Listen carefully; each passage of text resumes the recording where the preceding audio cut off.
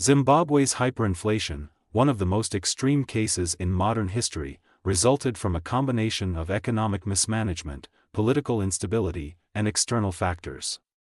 Below are the key factors behind the hyperinflation and its implications. Factors behind Zimbabwe's hyperinflation: land reform program. In the early 2000s, the Zimbabwean government, led by President Robert Mugabe, implemented a controversial land reform program that forcibly seized land from white commercial farmers and redistributed it to black Zimbabweans, often without adequate farming experience. This led to a significant decline in agricultural productivity, particularly in the tobacco and maize sectors, which were major export earners.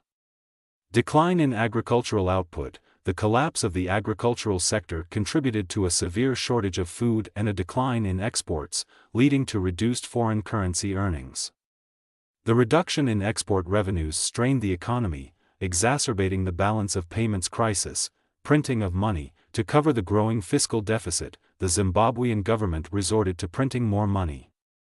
This monetary policy led to an oversupply of the Zimbabwean dollar, rapidly devaluing the currency and fueling hyperinflation.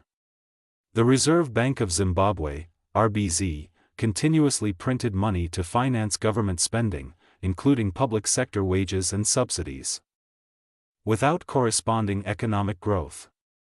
Decline in industrial output. The manufacturing sector also suffered due to the lack of foreign currency, leading to shortages of essential inputs and a decline in industrial output.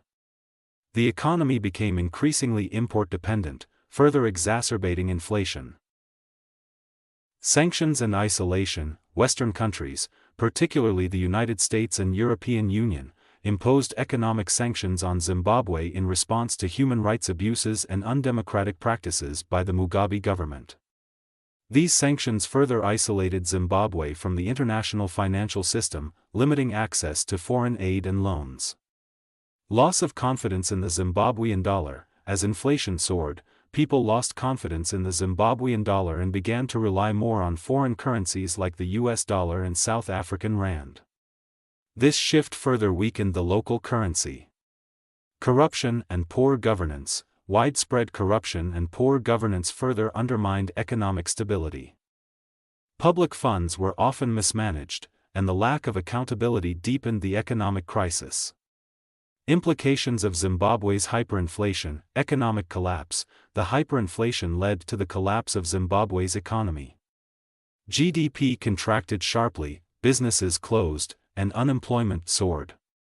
The economy became increasingly informal as people resorted to barter and trading in foreign currencies. Poverty and human suffering. The majority of Zimbabweans were plunged into extreme poverty. Basic goods became unaffordable, and shortages of essential items like food, fuel, and medicine were widespread. The health and education systems also deteriorated, leading to a decline in life expectancy and living standards.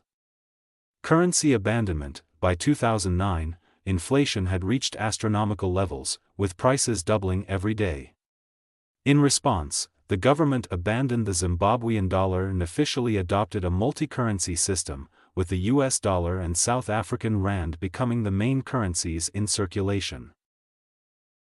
Loss of savings and pensions. Hyperinflation wiped out the savings and pensions of millions of Zimbabweans, leading to a loss of wealth and economic security for many households.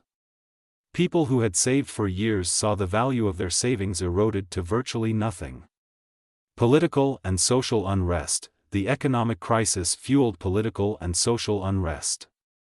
Protests, strikes, and demonstrations became common as people demanded better living conditions and an end to the economic mismanagement. International aid and intervention. The severity of the crisis eventually led to international intervention. Aid agencies and international organizations provided humanitarian assistance, while neighboring countries and regional organizations pushed for political reforms. Reforms and stabilization efforts. After the abandonment of the Zimbabwean dollar, the economy began to stabilize.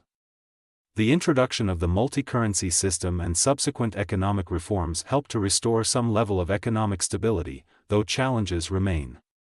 Long-term consequences. Zimbabwe's hyperinflation left a lasting impact on the country, including a deeply scarred economy and a populace wary of government policies.